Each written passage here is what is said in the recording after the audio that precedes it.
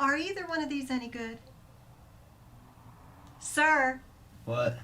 Are either one of these any good? I don't watch movies. Well, have you heard anything about either one of them? I find it's best to stay out of other people's affairs. You mean you haven't heard anybody say anything about either one of these? Nope.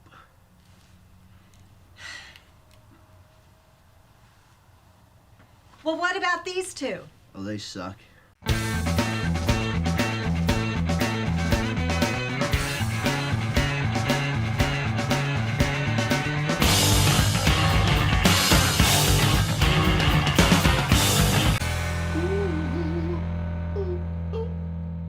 Our next movie was a sleeper hit at this year's Cannes Film Festival, and seeing it a second time recently, I appreciated even more what director Kevin Smith has been able to do with a rock-bottom budget and a first-class comic imagination in the film Clerks.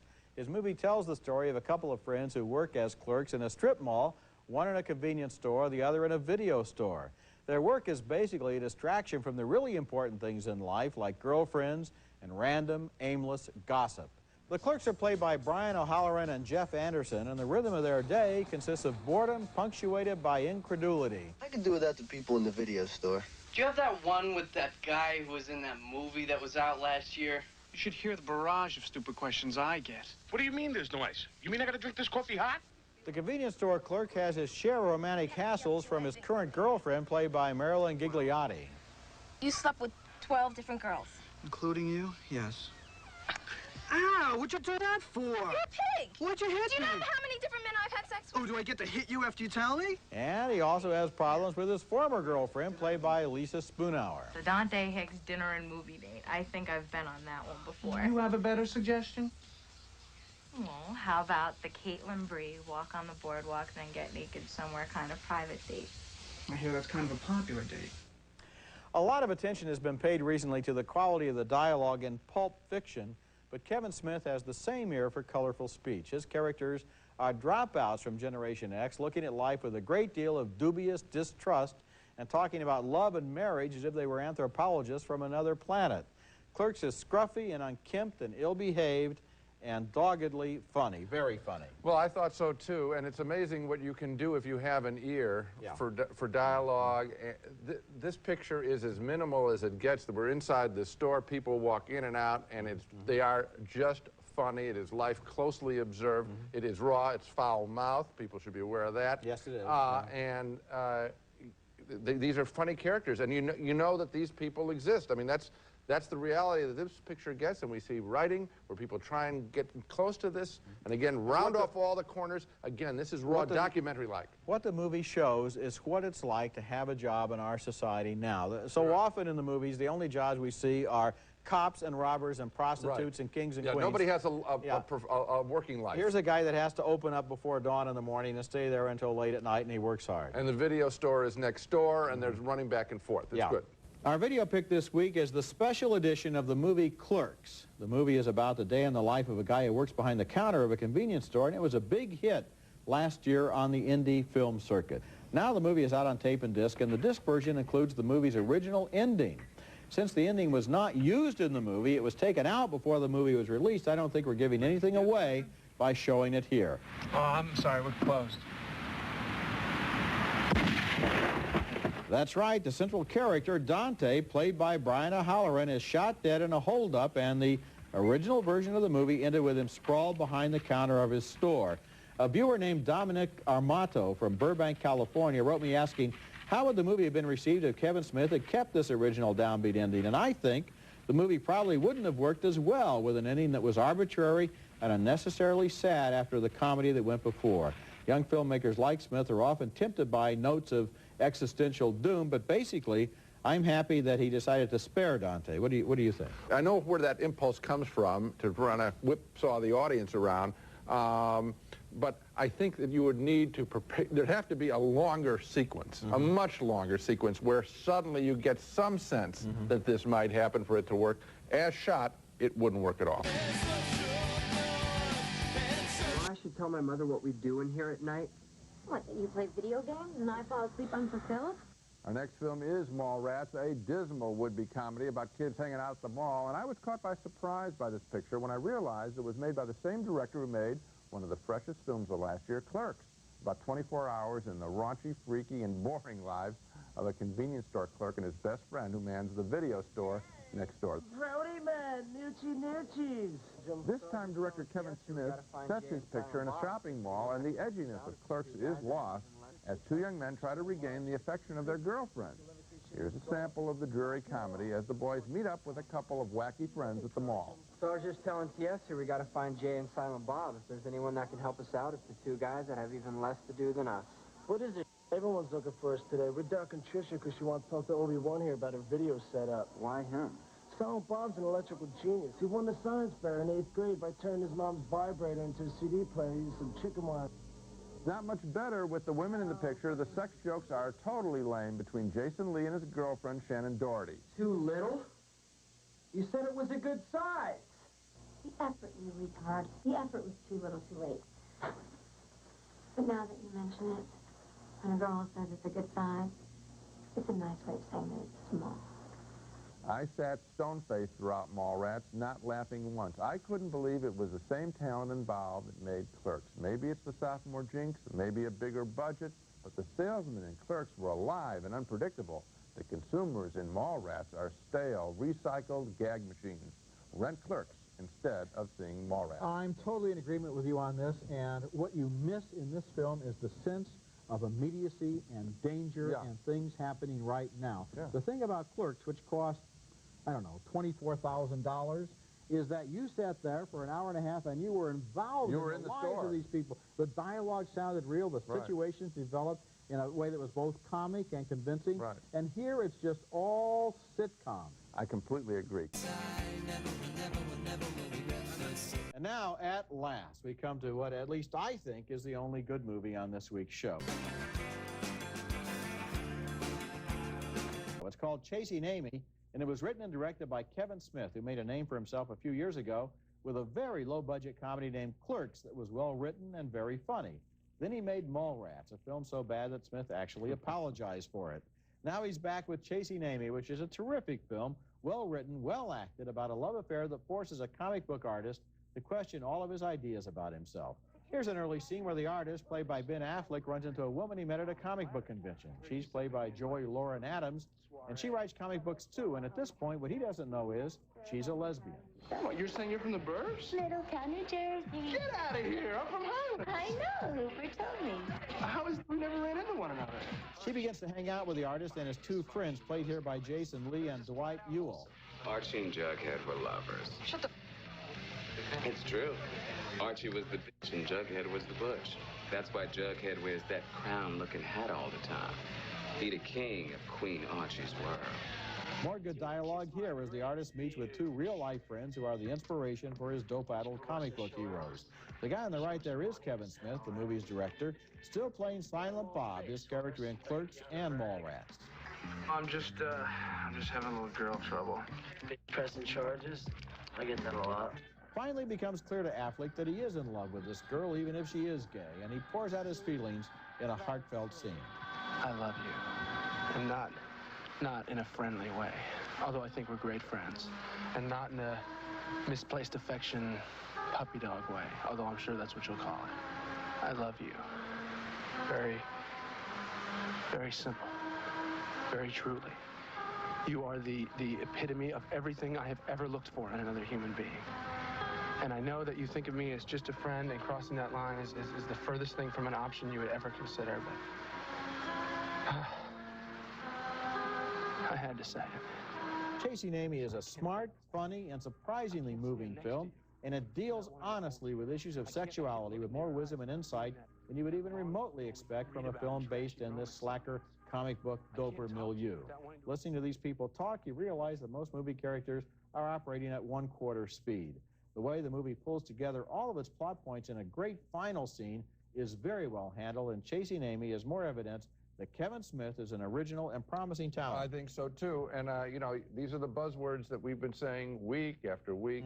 Intelligent. Sounds like people actually talking. I would ask the screenwriters out in Hollywood who's missed this time after time, does this sound like anybody you have ever heard talking. And maybe they ought to go see Chasing Amy and hear what natural speech sounds like. I can't believe they don't hear it in their real lives. They don't reflect it in their movies. Well, you take the opening scene of this movie. I don't know anything about, I don't care about comic books that much, but I found this fascinating because it was about what they really do and how they feel about it, and he's getting on the other guy's nerves. And when you hear that dialogue, you think about that old feeling, which doesn't have nothing. 6 lines in it that anyone would ever say under any circumstance. Bette Midler seemingly hates her ex-husband, Dennis Farina, but what do you know? They give it one more chance in a stupid movie called That Old Feeling that really set my teeth on edge. This script is just junk. It follows the formula of feud and makeup, feud and makeup. You'll figure that out in 5 minutes and start hating that old feeling. I know I did. You picked up a few pounds. Oh, fatty. Put me down. Put me down. Put me down. Take try something. Real shit. It's wrong. Tess, I'm so glad that Fargo won, to go back. I'm so glad that Fargo, and a picture like this, won for Best Original Screenplay. These are the films, these scripts must be studied by people in Hollywood. They're on another planet. They're on another planet. Oh, you the executive producer. Why don't you executive produce me a latte, decrackinated, okay, fucking? I've spoken to the judge, and he's agreed to release you under my supervision. Really?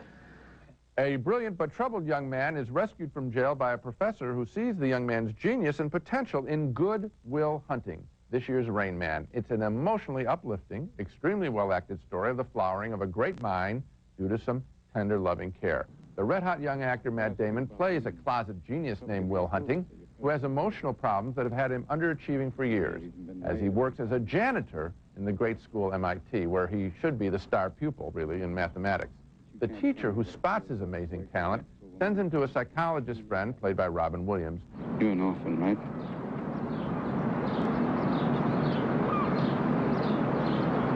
Do you think I'd know the first thing about how hard your life has been, how you feel, who you are? Because I read all of the twist. I can't learn anything from you. I can't read in some book. Unless you want to talk about you. Another key player in the story, and the co-writer of this film, along with actor Matt Damon, is the actor Ben Affleck, playing Will's longtime best friend, who is frustrated by his friend not living up to his potential. You don't owe it to yourself. You owe it to me. Because tomorrow I'm going to wake up and I'll be 50. And I'll still be doing this shit. And you're sitting on a winning lottery ticket. You're too much of a to cash it in. I'd do anything to have what you got. And there's another person in the film who comes to care deeply about Will, an MIT student played by the fine young actress Minnie Driver. There's my number. So maybe we can go out for coffee sometime. All right, yeah. Maybe we could just get together and eat a bunch of caramels. What do you mean? When you think about it, it's as arbitrary as drinking coffee. I suspect Matt Damon is going to get all the buzz from this movie, but Robin Williams comes off the floor from his lame role in Flubber to deliver, I think, one of his best performances in years. A smart, caring psychotherapist without the traditional Robin Williams wild man humor that so often, I think, keeps us from really believing the characters he's playing. Thumbs up for me, a big one for Good Will Hunting. Yeah, and thumbs up for the script by Damon and Affleck, because they were able to come up with something that you don't see in the movies. It's real complicated in a couple of ways. First of all, this kid has one mind in a billion. He's one of the most brilliant mathematical minds on the planet. He had this shattered childhood. And for these people to help him, to kind of, the woman, the professor, the friend who says, if you are still here in 10 years, I'm going to kill you, and the psychiatrist, all trying to help him. It's a wonderful building process that allows him to realize his potential. It's such an original idea for a film. Well, also, they give a sense of place, too. These guys met in Boston, or near Boston. They went to school together, these two young actors. They've got the city right, the accents right, and this Matt Damon is the real deal. I mean, he's got the great looks, but these are different characters, Rainmaker. There's a what can we say? How about Bunwellian rather than Freudian slip? Very nice. Very nicely done. But they were joined by this man, He wouldn't admit it, but he looked and sounded suspiciously like Dogma's writer, director, co-star, and New Jersey resident, Kevin Smith. I don't think it stands for anything positive. What does it stand for? I don't know, but I've been told not good. For 12 days recently, Ken and I were among the thousands of journalists covering the 52nd annual Cannes Film Festival in the south of France. This is the biggest and most famous film festival in the world, and for people like us, pretty much a non-stop grueling experience. You try to tell your editors it's work and they don't believe you, but it is work. From when we trudge up the steps of the Palais de Festival for the 8:30 a.m. press screening, to the evening black tie official screenings where festival director Gilles Jacob greets his guests at the top of the red carpet, to the parties held every night on the beach, like the one for Kevin Smith's controversial new film, Dogma. And there he is with his wife, Jennifer. Also at the party, I ran into Ben Affleck, Linda Fiorentino, and Miramax boss Harvey Weinstein, planning a new film with director John Singleton. Also a pleasant surprise was Dogma, the brazen and very funny new film from Kevin Smith. It's a one-of-a-kind comic fantasy about Linda Fiorentino saving the world from evil that somehow combines crude adolescent humor and a sincere look at questions of religious faith. Someone told me I'd meet you and you'd take me someplace I was supposed to go. But the signs and the apostles and the This fallen movie angels, did not put down the Dogma. seraphim This and the- movie celebrates Dogma. This movie says, here's a situation where these angels have found a dogmatic loophole that's going to cause a lot of trouble, and we have to save the universe. And I think that's the point of the satire, Well, I which mean- is that if you can have a religion that says, uh-oh, God made a mistake and here's a loophole. You can't though. You can't have that religion. Turns out it's not a loophole. Well, it's about a plenary indulgence, and we could probably spend 3 hours discussing Which is that. the but you gotta- fascinating thing No, about the you movie. gotta- I mean, Yeah, last week we reviewed a movie called The Bachelor, which was about zilch. It's This about movie, nothing. we could talk about, you and I, for 3 or 4 hours about the ideas in this movie. I'm suggesting that there would be a more entertaining way to do that without but I thought numbing it was everybody very out funny, with all of and this its attitudes, the incessant, whole idea. exhaustive dialogue These- about things. I went through 12 years of Catholic schools, and I was hanging on for dear life. And it was boring in a way. It was No, just it dull. wasn't. If you I could found- catch what was I going went through on. Catholic school, too. We used to talk about this stuff all the time. We were always trying to figure out, would this be a mortal sin? Would this be a venial sin? These characters, and Kevin Smith is a Catholic, says he goes to You know church what? every If you Sunday. aren't Catholic, you'd be completely lost. But Well, even if maybe you so. are, it would be completely exhausting, and was. And what about Selma Hayek as a muse turned stripper fighting an excrement Well, covered I mean, demon? strippers Is that and muses, funny? When you're sick, strippers it's and muses funny, kind but of not have now. the same function at times. Coming up next. You're just no longer that good. Will Hunting.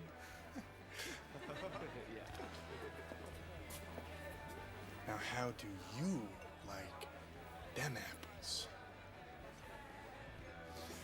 I don't like the sound of them apples, Will. What are we gonna do? Jackie, Yeah? it's hunting season.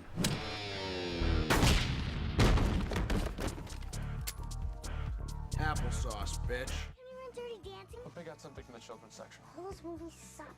Watch your language. Let's get this part out of the way first. Yes, Jennifer Lopez is in Jersey Girl, playing Ben Affleck's wife. But she dies early in the movie, leaving him with a cute little daughter. Affleck plays a high-powered press agent in Manhattan. He's just lost his wife, and then he gets fired. Ben is forced to move back in with his dad in New Jersey and regroup. Won't be here too long, Dad. Kid gets this. That's cute. 8 o'clock. You both get a bottle. George Carlin tries to lend a hand with his grandchild. The comic always wanted to be an actor, and here he gets a chance to deliver more than punchlines. Your daddy really misses your mommy, kid. I miss her too, especially right now. Oh, shit. What does yours look like? Raquel Castro is a scene stealer and gives a very natural performance as Little Gertie. She was cast after director Kevin Smith put her picture next to one of Ben and J-Lo and thought they looked like an instant family. What are your intentions with my daughter? Do you plan on marrying her? I don't know. When you come back with a ring. I'm not telling you to fall in love with me here, and I'm not trying to replace your wife. Liv Tyler is warm and funny as the video store clerk who's determined to get her customer back in circulation. Been a long time. How long? 7 years. 7 years? Since my wife died, yeah. With all due respect to your wife, you gotta get back on the horse, man. Gertie gets a sneak peek as Tyler is jump-starting Ben's hormones. Hi, honey. What are your intentions?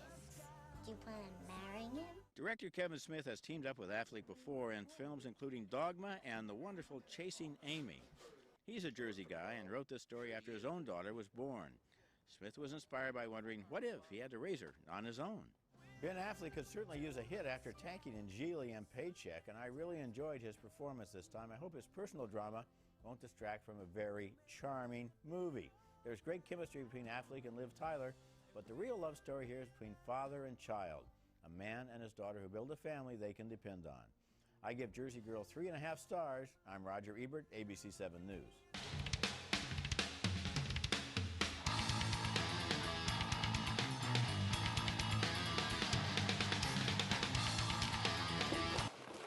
I'm an actor. Wow, that's really impressive. Thank you. What? Anything I've seen? What movies? Oh, all sorts of movies with all-male casts. All-male casts? I apologize in advance if I am out of line here, but are you in gay porn? Guilty as charged. Seth Rogen and Elizabeth Banks star in the latest film from the director of Clerks, Chasing Amy, and Dogma. I'm Ben Lyons from E! Entertainment. And I'm Ben Mankiewicz from Turner Classic Movies. When I told a friend of mine I was off to see Zack and Miri make a porno, I was asked, with a significant degree of derision, I might add, "Oh, are you one of those Seth Rogen fans?" Well, I paused and pondered a bit before saying, yes. Yes, I am a Seth Rogen fan. And then I saw this movie. Yeah, What? You got an idea?